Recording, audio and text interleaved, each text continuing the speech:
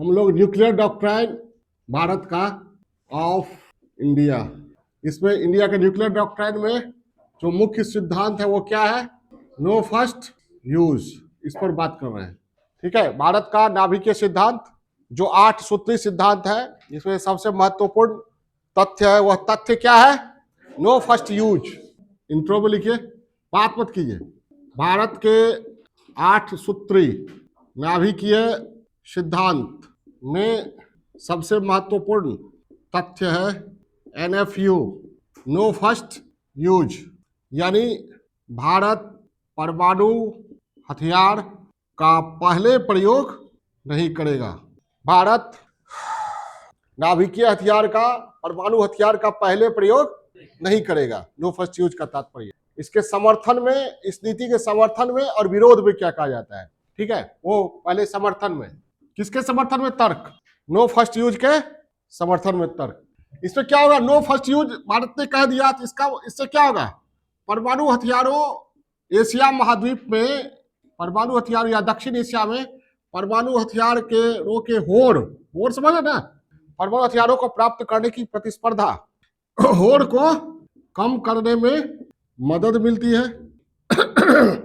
दूसरा, राष्ट्रों के बीच अविश्वास को कम करने में, यह नीचे एरो मतलब हुआ कम करना, कम करने में मदद मिलती है।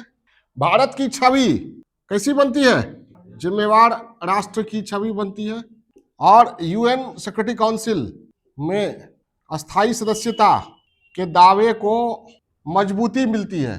ठीक है, आप लोग को आवाज सुनाई दे रही है? निवेदिता, विरोध में तर्क क्या दिया जाता है?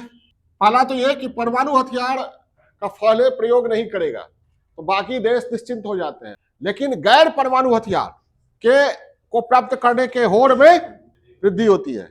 गैर परमाणु हथियारों के होड़ को बढ़ावा मिलता है। दूसरा क्या तर्क दिया जाता है? हाँ, कि जिसकी नीति, जो नॉन NFU वाले हैं, नॉन NFU समझे, मतलब जो नो फर्स्ट यूज की नीति पर अमल नहीं करने वाले हैं, वो अगर हमला कर देते हैं तो हो सकता है हमला से ग्रस्त देश यूज करने के स्थिति में ही ना हो। तो क्या कहा जाता है? यह अव्यावहारिक है। ठीक है, आप कहते हैं नो फर्स्ट पहले उपयोग नहीं करेंगे, कोई करेगा तब करेंगे, तो कोई करेगा उसके बाद आप करने लायक रहिएगा तब न करेंगे, ये तो व्यवहारिक नहीं है।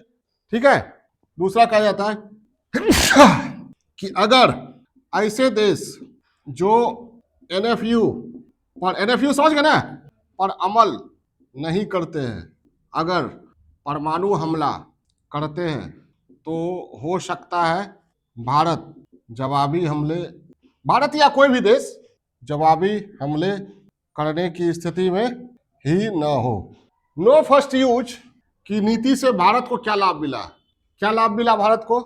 NPT पर साइन किए बगैर MTCR, Wassenaar arrangement, Australia group की सदस्यता मिल गई, और भारत अमेरिका के बीच असैन्य नाभिकीय समझौता संपन्न हुआ। ठीक है, और वही UN सिक्योरिटी काउंसिल की सदस्यता के दावे को, यही सब भारत को क्या लाभ मिला?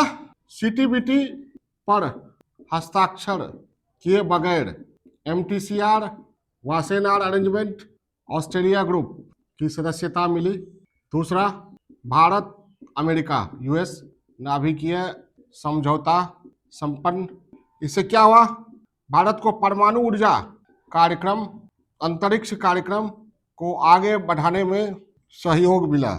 ठीक है, अगर नो फर्स्ट यूज की नीति छोड़कर भारत क्या अपनाता है?